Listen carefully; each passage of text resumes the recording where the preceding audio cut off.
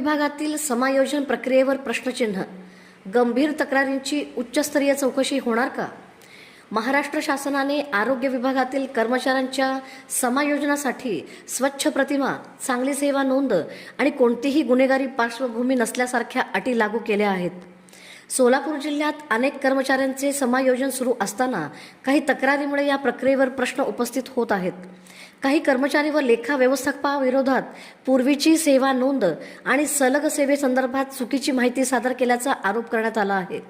तसेच रुग्णवाहिका चालकांचे प्रलंबित वेतन, कंत्राटदारांची रखडलेली बिले, विविध देयकातील विलंब, कर्मचाऱ्यांशी अयोग्य वर्तन आणि प्रशासकीय गैरव्यवहाराबाबतही तक्रार असल्याचे सांगितले जात आहे.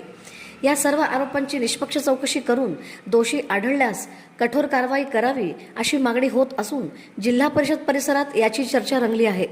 संबंधित आरोपांवर प्रशासनाकडून अधिकृत भूमिका आणि चौकशीचा निष्कर्ष येणे अद्याप बाकी आहे.